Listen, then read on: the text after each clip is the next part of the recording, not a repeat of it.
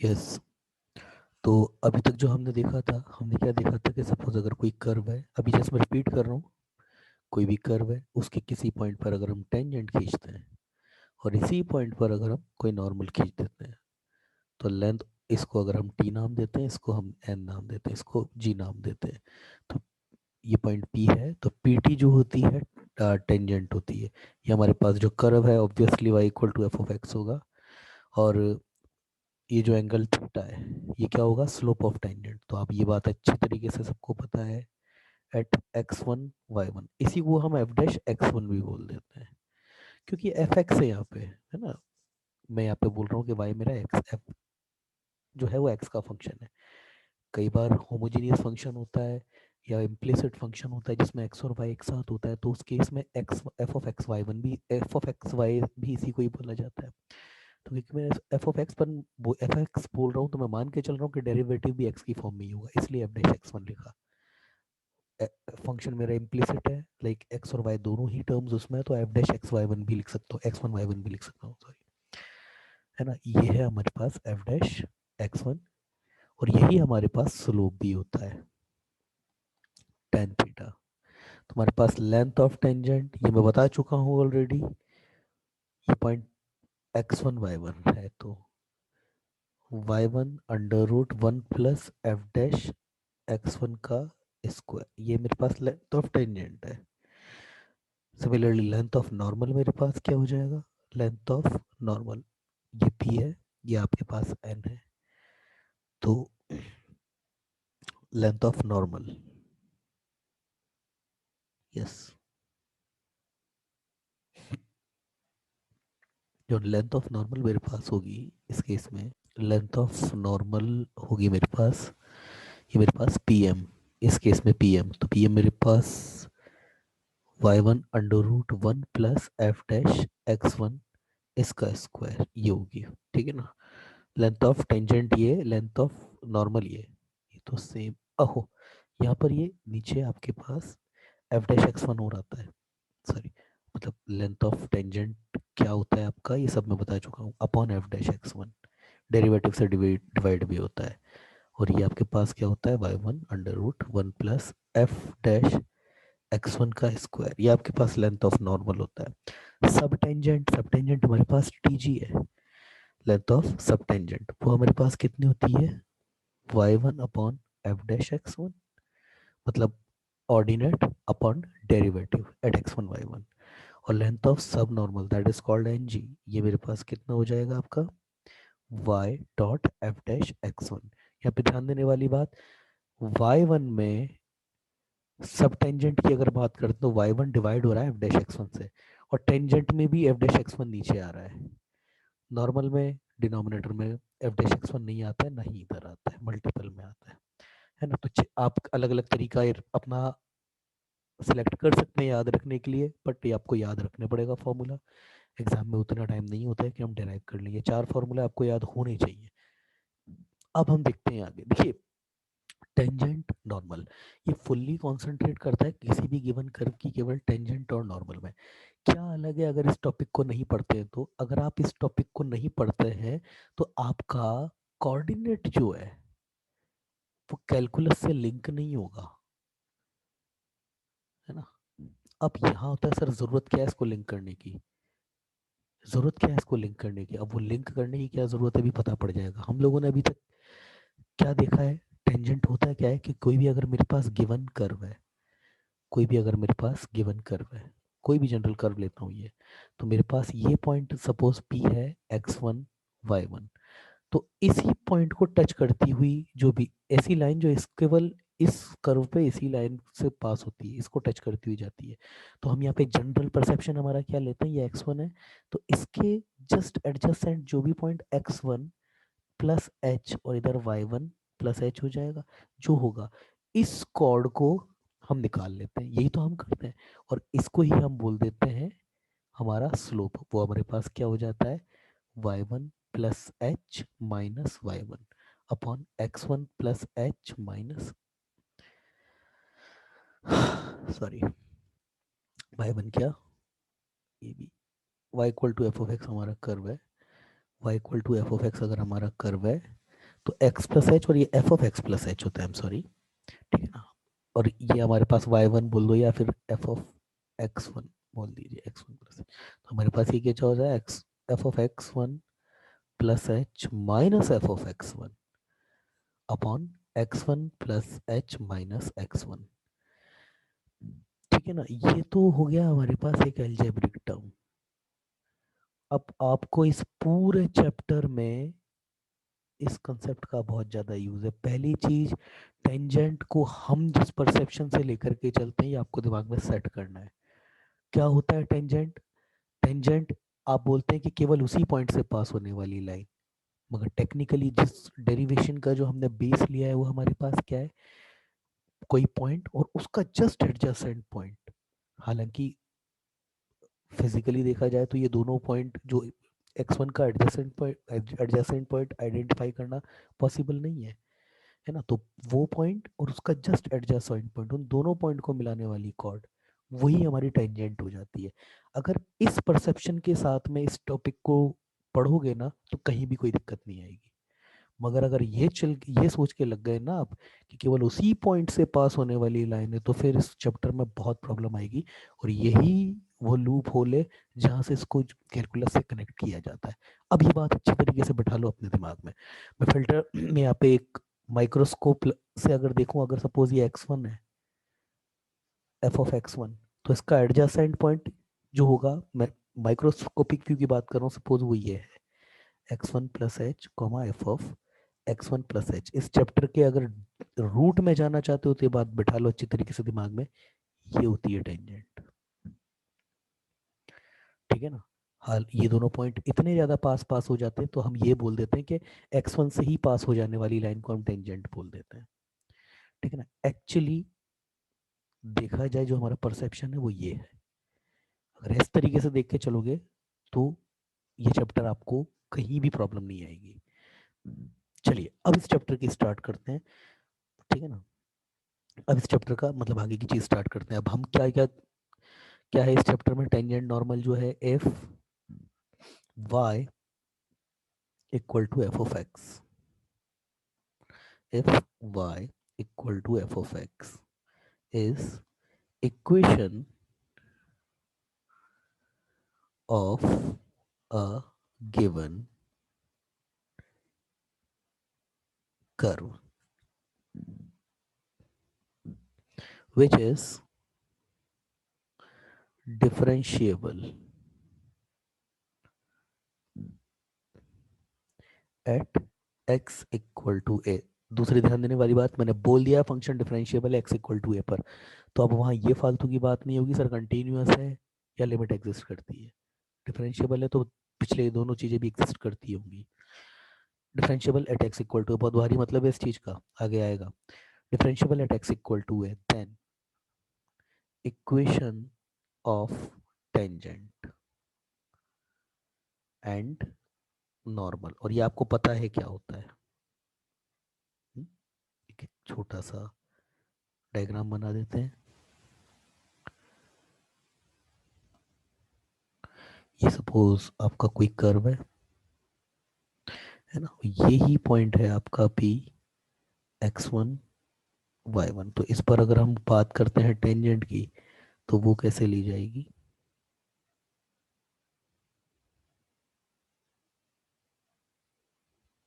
कुछ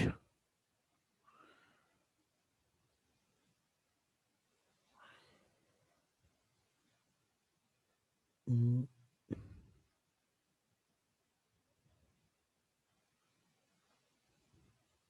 कुछ ऐसे, ठीक है ना। ये बेटा कोई टेंजेंट है आपकी। और रही बात अगर नॉर्मल की, तो नॉर्मल को कैसे दिखाया जाता है। नॉर्मल क्या होता है, गिवन पॉइंट पे टेंजेंट के परपेंडिकुलर लाइन, ये आपका बेटा नॉर्मल हो जाता है, ठीक है ना। मैं नहीं चाहता ये ओरिजिन से पास हो, इसलिए इस तरीके से ये बेटा आपका नॉर्मल हो जाता है। नॉर्मल नहीं लग रहा है शायद, नॉर्मल नहीं लग रहा है, हटा दीजिए। बिल्कुल लगना चाहिए परपेंडिकुलर ना। अब ठीक है। अब ठीक है, ये नॉर्मल हो जाएगा आपका, ठीक है ना। थोड़ा 19-20 तो ठीक है। अब ये पॉइंट पी है, ये आपका जो इक्वेशन ऑफ कर्व है वो हमारे पास वही y equal to F of x है, ये हमारा ओरिजिन है, ठीक है। तो इक्वेशन ऑफ टेंजेंट ये तो पता है आपको, कई बार कर चुके हैं, आई थिंक मेरे हिसाब से 20-25 बार तो इसका यूज कर चुके हैं हम। क्या होगी, y minus y one equal to m x minus x one, where m equal to slope of tangent, that is tan theta, and what the theta, ये है थीटा। कोऑर्डिनेट ज्योमेट्री में बता चुका हूँ, स्ट्रेट लाइन में positive direction मतलब anti clockwise direction में लिया गया एंगल एक्स एक्सिस से।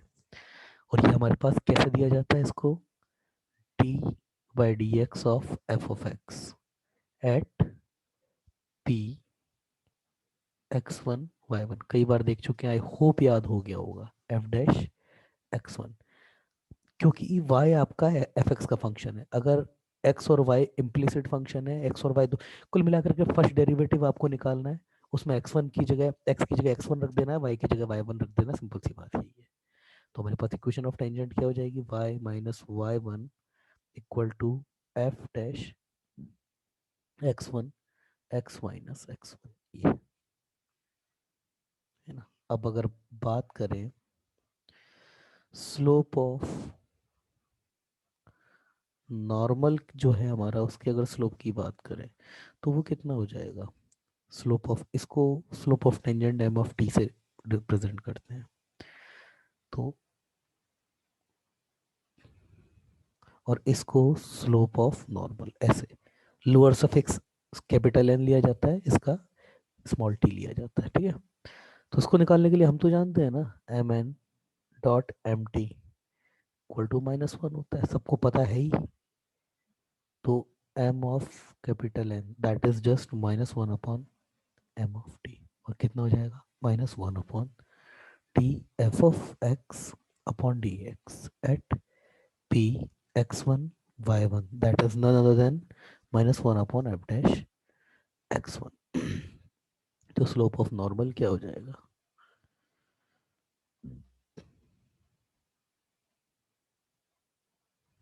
एक्स वन, ये है ना। ये भी वो चीज़ है जो आपको पता है, ये भी वो चीज़ है जो आपको पता है। चलिए let's check the next page. Important point, if dy by dx at p x1 y1 exist,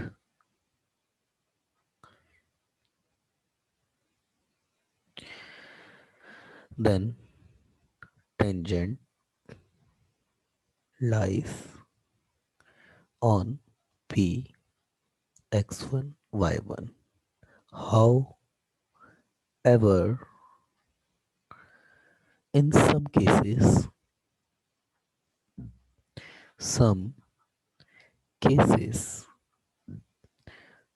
dy by dx at p x1 y1 मतलब x1 y1 पे जो डेरिवेटिव है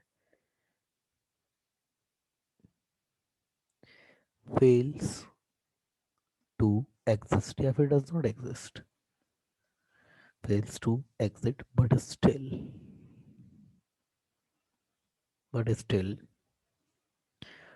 tangent can be exist, से वर्टिकल टेंजेंट सबसे ज्यादा परेशान करता है बच्चे को।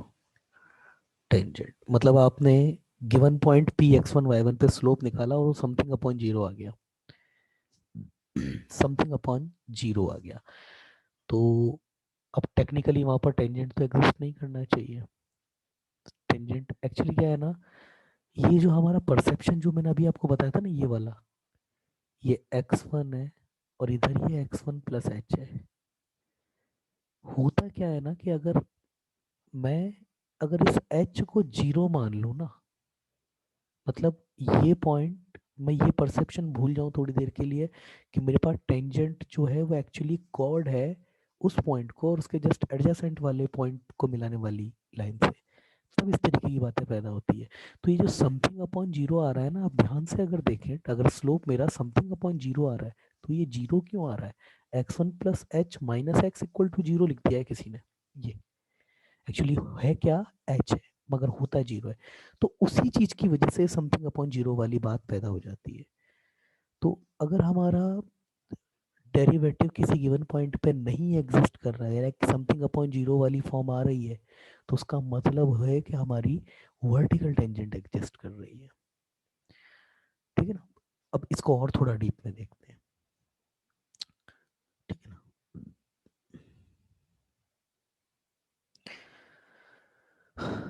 एक और चीज लिख देते हैं, p x one comma y one will be exist on curve tangent and normal if differentiable,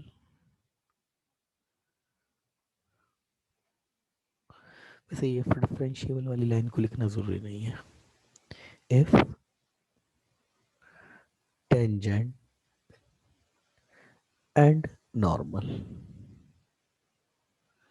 exist, तो ये तो कोई बहुत एक्सप्लेन करने वाली बात नहीं है। अगर गिवन पॉइंट पर टेंजेंट पॉसिबल है, अगर टेंजेंट पॉसिबल हो गई तो नॉर्मल भी पॉसिबल हो जाएगा।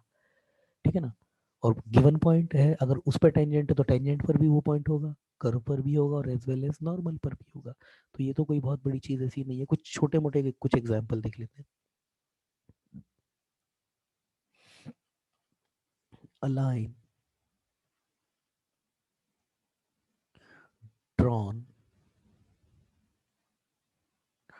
touching to कर्व, और कर्व क्या दिया है आपको? y equal to 2/3 minus x, then find the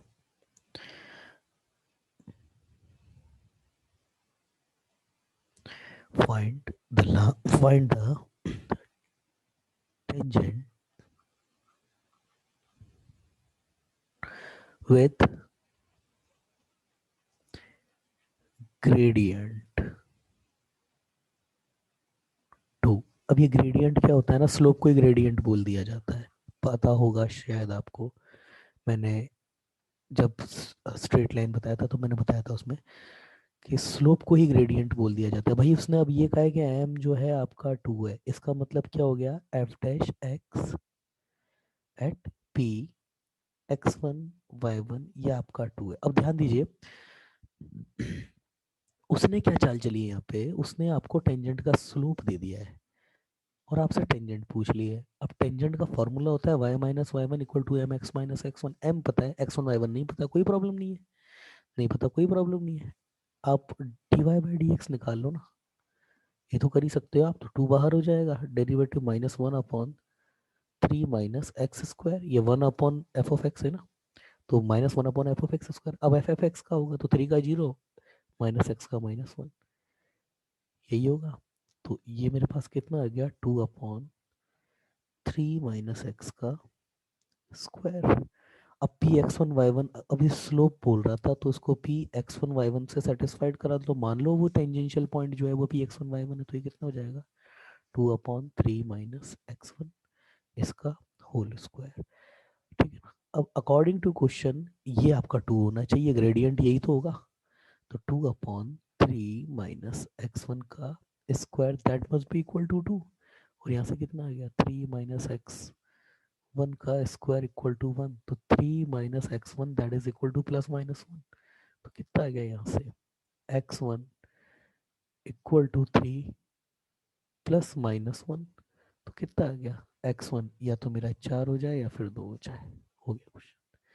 अब y मेरे पास कितना था? Three upon, sorry, one upon देख लेता हूँ, 1 था या 3 था, 1 ही था, कहाँ गया ये, 2 था sorry, 2 upon y equal to था अपना 2 अपॉन 3 माइनस एक्स। तो वाई कोऑर्डिनेट निकाल लो, एट x1 इक्वल टू 4 है ना, y1 कितना हो जाएगा -2, और eight x1 equal to 2 y1 कितना हो जाएगा 2। तो मेरे पास p दो पॉइंट है एक्चुअली, एक तो है मेरे पास 4,2 और दूसरा p तो ले नहीं सकता, उसको p डैश ले लेते हैं। ये मेरे पास है कितना, ये बेटा 4,-2 है, 4,-2 ये है मेरे पास 4 और y इक्वल टू -2, ठीक है। दूसरा है x1 मेरा 2 और y भी मेरा 2, ये है। अब m तो आपको पता है, एंड m ऑफ टेंजेंट ये आपको 2 दिया है, तो दोनों टेंजेंट निकाल देते हैं। y इक्वल टू, सॉरी,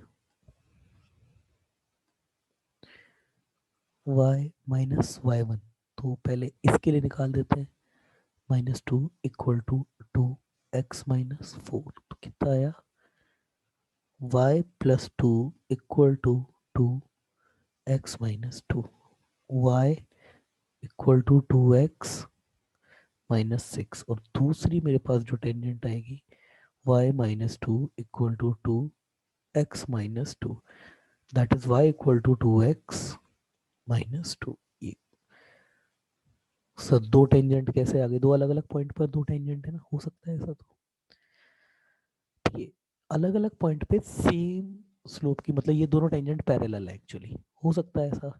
और अगर यहाँ आप देखें ध्यान से, तो ये जो कर्व भी था y इक्वल टू, इसको तो आप एक्चुअली ड्रॉ कर सकते हो, 3 - x आप इजीली ड्रॉ कर सकते हो क्या, x अगर 3 से बड़ा है तो आपका कर्व हमेशा पॉजिटिव है, ये आप कह लीजिए, ये 0 है, ये x इक्वल टू 3 लाइन होगी, x इक्वल टू 3 प्लस की अगर मैं बात करूंगा तो ये अब 2/h हो जाएगा, और इनफाइनाइट ये हो गया और ये हो गया, ठीक है ना। तो ये एक्चुअली यहाँ पर दो पैरेलल टेंजेंट, एक ये इधर आ रही है, दूसरी बेटा ये इधर आ रही है, ये है। अगर ड्राइंग जानते अगर कर्व बनाए तो ये आ गया, ऐसे कुछ सीन हो रहा है, खैर है ना, आ तो गया ये आंसर, और जो डीप में जाना चाहते हैं उनके लिए। चलिए आगे देखते हैं, कुछ और क्वेश्चंस देखते हैं। Find the tangent and the normal. Example, example है, find the tangent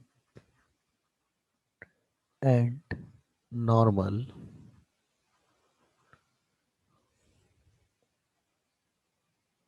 for x raised to the power 2 by 3, y raised to the power 2 by 3 equal to 2 at p 1,1। यही है ना क्वेश्चन, ये तो खैर बचकाना सा क्वेश्चन है। डिवाइड बाई डी एक्स निकालना है, सॉल्यूशन देख लेते हैं इसका।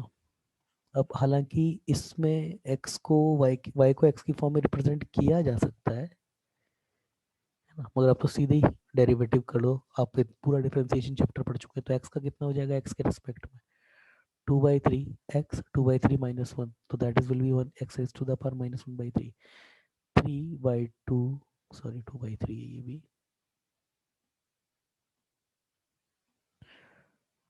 2/3 and y raised to the power same and dy by dx and equal to 0। तो मेरे पास dy by dx एक्चुअली आएगा कितना, -x अपॉन y, इसकी भी पावर 1/3 और इसकी भी पावर 1/3। अब उसने मेरे से किस पर, अब मैं अगर स्लोप निकालूं, dy by dx एट पी 1,1 आ गया ना, ये देखो यहाँ पर दोनों आ रहे हैं ना y और x के, तो ये -1/1, तो ये तो -1 ही आ रहा है, ठीक है ना। तो मेरे पास m of t slope, tangent of slope will be -1 and tangent slope of normal will be 1, है ना। तो equation of tangent must be y -1 equal to -x -1, and ये कितना हो गया मेरे पास, y इक्वल टू minus x plus two and equation of normal y minus 1 equal to x minus 1, that is y equal to x. yes, ठीक है, बच्चों जैसा क्वेश्चन था खैर ये तो, है ना। आगे देखते हैं। Note, if curve represented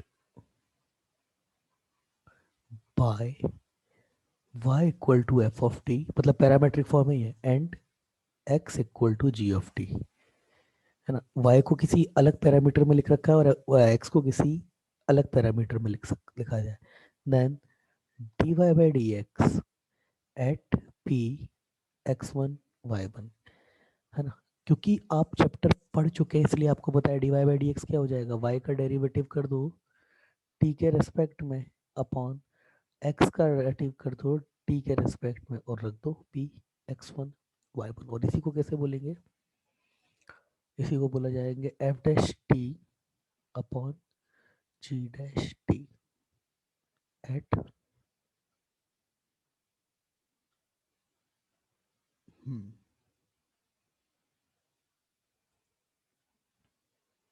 eight at. अब ऑब्वियसली बात है ये पूरा एक्सप्रेशन आपका टी का होगा, मगर वैल्यू तो मुझे p x one Y one की दी है, तो कैसे निकलेगा एक्स वन वाई वन, दो तरीके। एक तो एफ ऑफ टी जो है, आपको पॉइंट तो गिवन है ही सही, तो एफ ऑफ टी को आप वाई वन लिख दीजिए, यहाँ से टी की एक वैल्यू आ जाएगी। सिमिलरली जी ऑफ टी को आप एक्स वन लिख दीजिए, यहाँ से भी टी की एक वैल्यू आ जाएगी। अगर यहाँ से टी की एक ही वैल्यू आती है तो चेक कीजिए कि वो टी की वैल्यू जो है यहाँ पर आपको अगर सेटिस्फाइड, इस इक्वेशन को सेटिस्फाइड करनी चाहिए, मतलब वो रखने पर एक्स वन आ जाना चाहिए। अदरवाइज एक से ज़्यादा वैल्यूज आती हैं तो फिर इन दोनों में, और जो फिर कॉमन है वही आपका उसी पॉइंट पर आप जो है वो टी आपका पैरामीटर होगा। तो है टी इक्वल टू जो भी एफ आई, और एफ आई कैसे होगा, यहाँ से टी की वैल्यूज निकालिए, यहाँ से टी की वैल्यूज निकालिए, मोस्ट प्रोबेबिलिटी की सेम वैल्यू होगी, यूनिक आ जाएगी। अगर अलग अलग आती है तो जो कॉमन है वो निकाल दीजिए। और ऑब्वियसली अगर क्वेश्चन उसको एग्जिस्ट कराना है तो ये केस नहीं होगा सर, अगर टी की कोई वैल्यू कॉमन नहीं आई तो that means point does not exist over the given curve, ये मतलब उस बात का। तो वो नहीं होगा, उसके लिए आपको बिल्कुल निश्चिंत रहें, वो नहीं होगा आपका। ठीक है, चलिए आगे देखते हैं। फाइंड, एग्जाम्पल लेते हैं इसका। Find equation of tangent, equation of tangent to x आपको दिया है a sine cube theta and y आपको दिया है ए कॉस क्यूब थीटा। ठीक है ना। अब यहां पर उसने जो पी जो है वो नहीं दिया, उसने सीधा दिया है at theta equal to pi by two. तो उसने क्वेश्चन बहुत सिंपल बना दिया आपके लिए। अब तो theta equal to pi by two आपको पॉइंट ही पता है, कैसे, एक्स आपका कितना हो जाएगा ए और वाई आपका कितना हो गया जीरो, तो आपको पॉइंट एक्चुअली पता है, ए कोमा जीरो पे आपको टेंजेंट निकालनी है। चलिए सॉल्यूशन, ये तो क्वेश्चन बहुत सिंपल हो गया आपके लिए। D y by d x आपका कितना हो जाएगा, एक्स एक्स एक्स का डेरिवेटिव एट, सॉरी वाई का डेरिवेटिव एट थीटा, तो कितना हो जाएगा a as it is three cos square theta, और ये माइनस साइन थीटा, ये कॉस क्यूब का डेरिवेटिव है, और इसका कितना हो जाएगा a three sine square theta, yes a, ये थ्री मल्टीपल है साइन स्क्वायर थीटा और ये cos theta at theta equal to pi by two. तो पहले तो जितना सॉल्व हो रहा है उतना कर देते हैं। थ्री से थ्री गया, ऐसे ही गया, कॉस एक बार चला जाएगा नीचे तो ये minus cos theta upon sine theta, theta equal to pi by two, that obviously it will be zero. तो क्या हो जाएगा मेरा point, y minus y one, मतलब y at theta equal to pi by two equal to 0 x minus x at theta equal to pi by two. क्या हो गया? y minus y1 कितना हो जाएगा? 0 equal to 0 into x minus a. ठीक है ना? तो that is none other than your x axis. Yes, x axis. चलिए, वैसे उसने पूछा नहीं, मगर अगर मान के चलिए इस जगह वो आपसे नॉर्मल पूछ लेता तो फिर आपके सामने दिक्कत खड़ी हो जाती। क्यों? क्योंकि आपके पास एम ऑफ टी, बेटा ये जीरो आ रहा है, तो स्लोप ऑफ नॉर्मल ये तो -1/0 आना चाहिए, विच is exactly does not exist. तो इस केस में अगर वो नॉर्मल पूछ लेता तो क्या होता? देखते क्या होता। नहीं पूछा फिर मैं बता देता हूँ। तो नॉर्मल हम कैसे लिखते?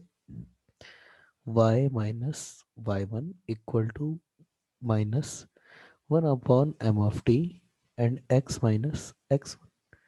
तो m ऑफ t की जो वैल्यू है पहले वो रख दो, y minus y1 -1/0 x minus x1। Actually ये जीरो नहीं है, ये आपका h है ना, ये h है, मतलब बहुत छोटा सा कोई नंबर है, वो जीरो नहीं है ना, क्योंकि मैं आपको ऑलरेडी बता चुका हूँ, क्योंकि वो है हमारा जो परसेप्शन है कि स्लोप जो होता है वो 1/h होता है। ठीक है ना? डायग्रामिकली उसका क्या मतलब है इस बात में अभी हम आगे आएंगे। अभी सिर्फ एल्जेब्रिकली इस बात को समझो कि वो जो स्लोप था वो F of x one plus h minus F of x one upon H था, वो जीरो नहीं था। तो उस परसेप्शन की वजह से जो हमको स्लोप जो है, स्लोप ऑफ टेंजेंट एक्चुअली जो हमको एच नजर आ रहा है वो एच भी नहीं है, वो जीरो जो नजर आ रहा है एक्चुअली वो भी एच है। H limit h tending to zero, क्योंकि उस एच को जीरो ऑलरेडी लिया जा चुका है, क्योंकि वो एम ऑफ टी जो है ना बेटा, ये एच नहीं, एच था, और इसको लिमिट विमिट लगा करके डायरेक्ट हम जो बाय फॉर्मूला यूज करके हम इसको जीरो बोल देते हैं। तो क्योंकि इसको जीरो डिक्लेयर कर दिया है इसलिए -1/m(t) ये सीधा 1/0 आ रहा है। अदरवाइज आता क्या? -∞। ठीक है ना? तो -∞, which is exactly existible slope of tangent या फिर स्लोप ऑफ नॉर्मल हो सकता है उस तरीके का। मगर 1/0 तो ऑब्वियसली डज नॉट एग्जिस्ट ही हो जाता है, वो तो कुछ मीन ही नहीं है उस चीज का। तो क्योंकि स्लोप, टेंजेंट के स्लोप पर लिमिट लगा करके हम जीरो डिक्लेयर कर चुके हैं, इसलिए वो प्रॉब्लम आती है मैथमेटिकली। खैर, तो ये हमारे पास यहाँ से अगर इसको हम इसकी साइड चेंज करेंगे तो x minus x1 equal to zero हो जाएगा, और x1 हमारे पास कितना है? x इक्वल टू ये हमारे पास कितना हो जाएगा? x1 विच इज और x1 आपका कितना आया था? ऑब्वियसली ये आया था इक्वल टू जीरो, तो x इक्वल टू है, दैट इज योर नॉर्मल। चलिए, check the next question, or the next question given is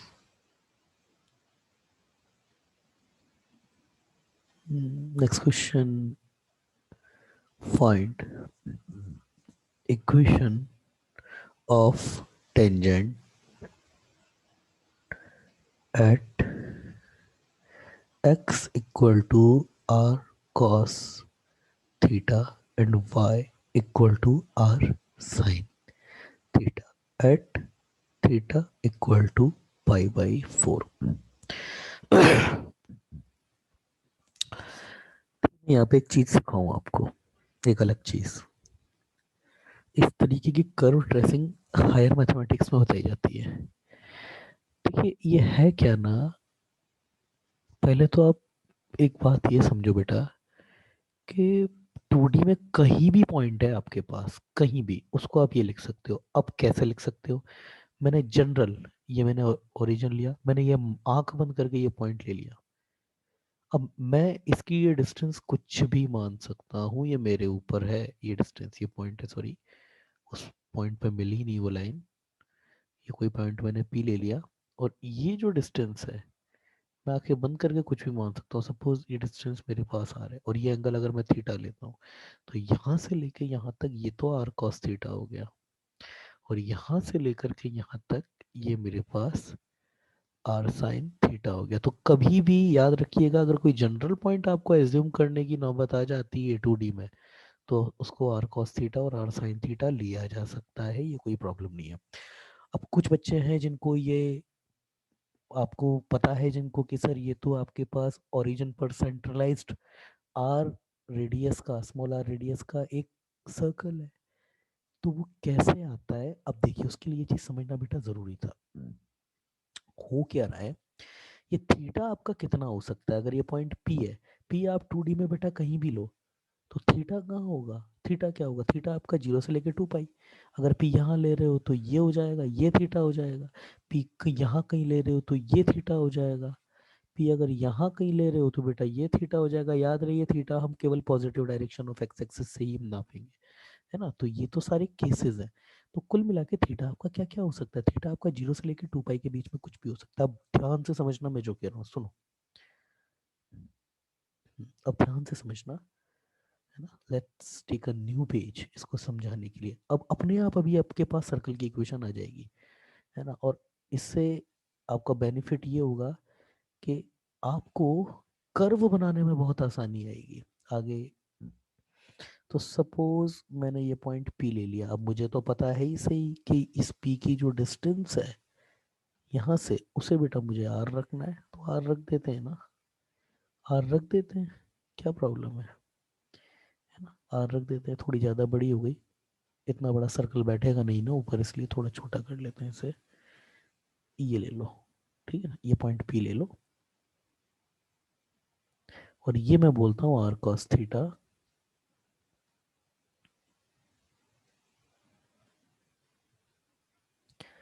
are sine theta.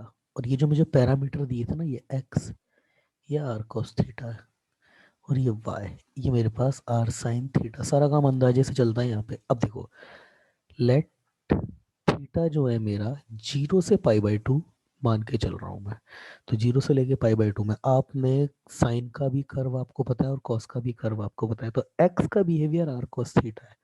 तो आर कॉस थीटा है, तो थीटा आपका 0 पे कितना होता है, ये हो गया, तो एक्स आपका आर हो जाएगा। या एक्स आपका अगर थीटा 0 रख दूंगा तो यार ये बिहेवियर होता है ना, ये है ना, ये तो होता है 0 से लेके, ये आपका एंगल π/2 हो गया। तो एक्स का बिहेवियर क्या है, अगर थीटा को अगर मैं 0 रख देता हूँ तो एक्स मेरा ये आर हो जाता है। उसके बाद ध्यान सुनो, ध्यान से सुनो अब इस बात को, कि थीटा को मैं जैसे 0 से बढ़ा करके π/2 तक लेके जाता हूँ, तो एक्चुअली आर में एक्स मेरा कम होता जाता है। थीटा मेरा क्या होता है, 1 से छोटा होता जाएगा, तो एक्चुअली एक्स मेरा कम होता जाएगा, और थीटा जैसे ही π/2 हो जाएगा, एक्स मेरा 0 हो जाएगा। सिमिलरली वाई के लिए क्या पैरामीटर है, अगर थीटा को मैं 0 कर देता हूँ तो वाई मेरा खुद 0 हो जाता है, और अगर π/2 करता हूँ तो ये मेरा इंक्रीज होता हुआ जाता है, ये मेरा कंप्लीट आर हो जाता है। तो अब यहाँ ध्यान से सुनना, थीटा को अगर मैं 0 कर दूंगा तो एक्स कोऑर्डिनेट जो है वो 0 है। यस सॉरी, अगर थीटा को मैं 0 कर देता हूँ तो मेरा एक्स कोऑर्डिनेट है वो कंप्लीट आर है, और वाई कोऑर्डिनेट मेरा 0 है। तो अगर थीटा, अभी मेरे पास थीटा ये, थीटा को मैं 0 कर दूं, 0 कर दूं, इसका मतलब पी में कहाँ ले रहा हूँ, एक्स एक्सिस पे कहीं पे। तो जैसे ही मैं थीटा 0 कर देता हूँ तो एक्स कोऑर्डिनेट मेरे पास आर है, मतलब यहाँ से यहाँ कहीं ले लो आर, ये कहीं और होगा। अभी मैं इसको इस तरीके से लेकर आया, ये मत सोचो अभी दिमाग में कि सर ने ऐसे ही क्यों लिया, आपको सब पता पड़ जाएगा अभी ऐसे ही क्यों लिया। ये आर हो गया, अगर थीटा इक्वल टू 0 रखता हूँ तो ये तो आर हो जाता है और ये 0 हो जाता है, तो आर कॉमा 0 मुझे ये लेना है। अब ध्यान से सुनिएगा, अब मुझे मैं, मेरे हाथ में केवल थीटा को बढ़ाना है, आर तो मुझे पता ही नहीं है क्या है, आर मुझको नहीं पता, मुझे सिर्फ ये पता है कि थीटा से 0 से लेकर के π/2 के बीच में आर को तो मुझे कम करना है, और वाई को, और सॉरी एक्स को तो मुझे कम करना है, और वाई को मुझे इंक्रीज करना है। मतलब अगर मैं थीटा को 0 से लेके π/2 के बीच में इंक्रीज करता हूँ, तो मेरे पास वो सारे पॉइंट आएंगे जिनका एक्स कोऑर्डिनेट कंटिन्यूअसली कम होता जा रहा है और वाई कोऑर्डिनेट कंटिन्यूअसली बढ़ता हुआ जा रहा है। तो ऐसा कैसे होता होगा, देखिए एक्स ये आर है, अब आर एक्स को, एक्स कोऑर्डिनेट कम करना है तो आर से कम करता हुआ जाना है आपको, तो आर से कम कर, तो अब आप इस पेन को मैं इस तरीके से ऊपर उठाऊंगा कि वाई कोऑर्डिनेट तो बढ़ेगा और एक्स कोऑर्डिनेट कम होगा, तो वो कैसे होगा, वो ऐसे ही तो होगा। अब देखिए, ये एक्स कोऑर्डिनेट मेरा कम होता जा रहा है, है ना। और ऑब्वियसली वाई कोऑर्डिनेट मेरा बढ़ता हुआ जा रहा है, ये एक्स कोऑर्डिनेट कम होता जा रहा है, कम होता जा रहा है, कम होता जा रहा है। देखो ना, पहले एक्स इतना था, यहाँ पर आते ही एक्स कम हो गया, ये और कम हो गया, ये एक्स कोऑर्डिनेट और कम हो गया, ये एक्स कोऑर्डिनेट और कंटिन्यूअसली कम होता जा रहा है। और सिमिलरली वाई कोऑर्डिनेट मेरा बढ़ता हुआ जा रहा है। ये हो गया। यही चीज अब अगर मैं थीटा को 0 पाई/2 से बढ़ा करके पाई कर दूं, तो पाई/2 से पाई करते क्या होगा, वाई कोऑर्डिनेट जिस तरीके से इंक्रीज हुआ था उसी तरीके से डिक्रीज हो जाएगा और पाई पे आकर के 0 हो जाएगा। मगर एक्स कोऑर्डिनेट के लिए हो गया मुश्किल। क्या, जैसे ये कम हुआ था वैसे बढ़ेगा तो सही, मगर नेगेटिव में बढ़ेगा।